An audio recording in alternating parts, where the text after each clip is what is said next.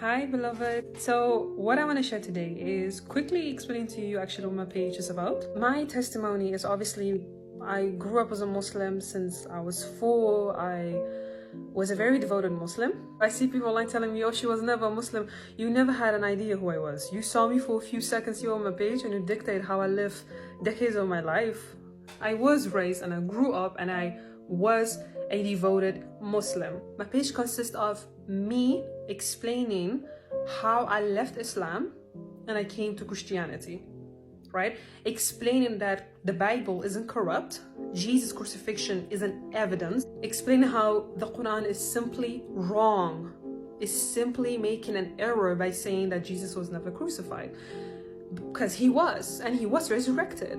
And so I'm dedicating my page into explaining that and the studies I have made and to sharing that with you. Part of it, reaching out to the Muslims who are willing to convert, who are open and curious and God has called them to convert, helping them the steps further. Like recently I made a video about how to deal, once you've converted, how to deal with it.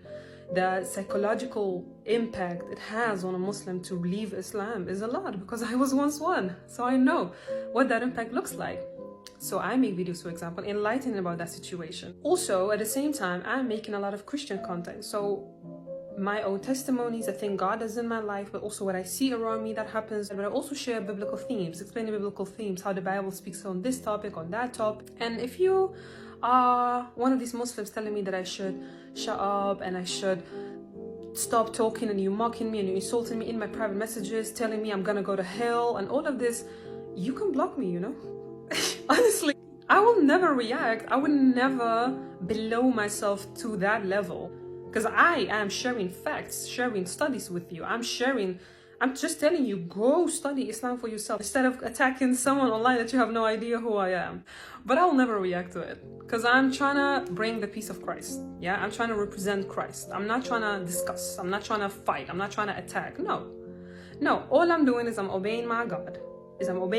And I'm sharing the truth. Is a tactic that they use on you. A lot of I've noticed that a lot of Muslims is a tactic that they use on you.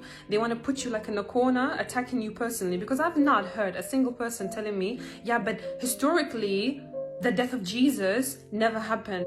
My most important argument is that the Quran says he was never crucified. Christianity said that's our whole faith. He was crucified.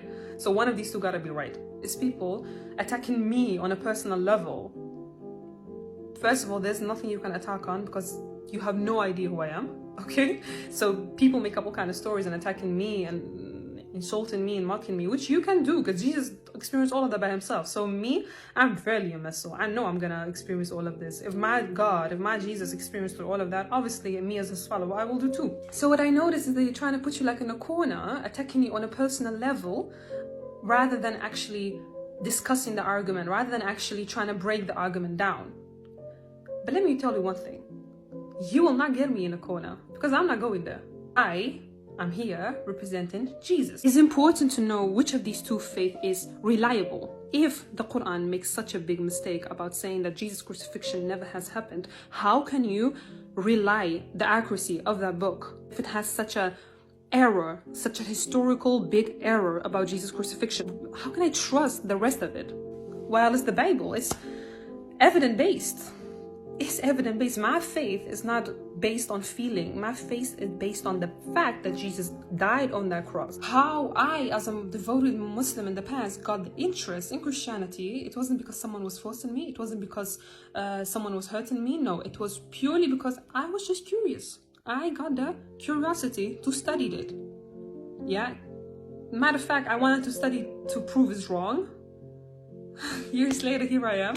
That's the only way I'll also approach any Muslim who's interested. If you're interested, if you have questions, if you want to receive answers, absolutely. But if you're like one of the hundreds and the hundreds, just mocking, just screaming, telling me I'm gonna go to hell, do you really think I'm gonna waste my time replying to that? No, I won't. And obviously all I'm saying to you is God forgive you. You know why I speak so loudly about my story, about all this biblical understanding is because I know enough Middle Eastern Christians that they do not dare to share their faith because they will be murdered. According to Islamic law, if you leave Islam, you should be killed, according to Islamic law. So I know all of these Christians in the Middle East, they don't dare to share their faith publicly. So I will. Oh yeah, I will. And I will never stop, I promise you.